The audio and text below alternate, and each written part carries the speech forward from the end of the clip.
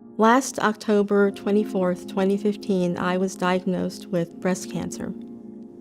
And for most cancer patients, there comes a time and a moment, usually late at night, when you realize that you have no idea how the story is going to end. I became affiliated with Lovejoy Hospice by a friend after the death of my granddaughter. She was 26 months old, and she climbed up a dresser, undid a deadbolt, and got out of the house herself and drowned herself. When my wife and I celebrated our 26th wedding anniversary, on that day she was also diagnosed with stage 4 metastatic lung cancer. My life changed with the diagnosis of my wife to cancer, and she was ill for nearly 2 years. And I got the call one day from the doctor that said, probably the next move needs to be to hospice. Perhaps it's before your biopsy, before your surgery, when you really find out what the real situation is. And that night, when I had that moment,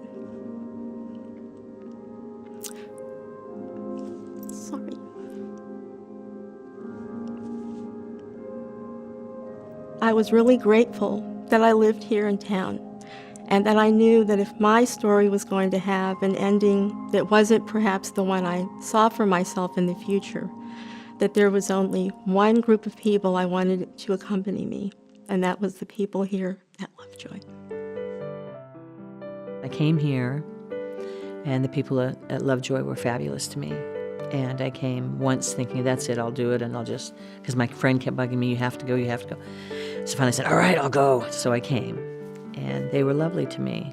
They gave us not only the ability to have her have the finest days that she could possibly have, but they gave me a lot of sound and good advice on what was important to help take care of myself and get me through the experience as well. Hospice would come in, create a nice climate.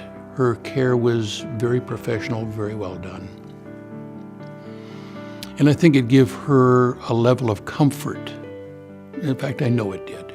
One of the things that I frequently get asked is, how can you do what you do? Lovejoy or any hospice is helping the patient and their family on a lifelong journey. It may be at the end of their life, but the journey at the end of life is just as important as the journey at the beginning of life. We're treating the emotional, spiritual, psychosocial, physical aspect of the patient, and not just the patient, but their family and their loved ones and even their community. I remember a patient I had that she really liked horses, but she was pretty frail at the time, and she wanted to get on a horse for the last time, but she was a little tiny thing, and she just couldn't do that. But we arranged for a lady to bring some miniature horses, and she could at least reach from her wheelchair and pet them.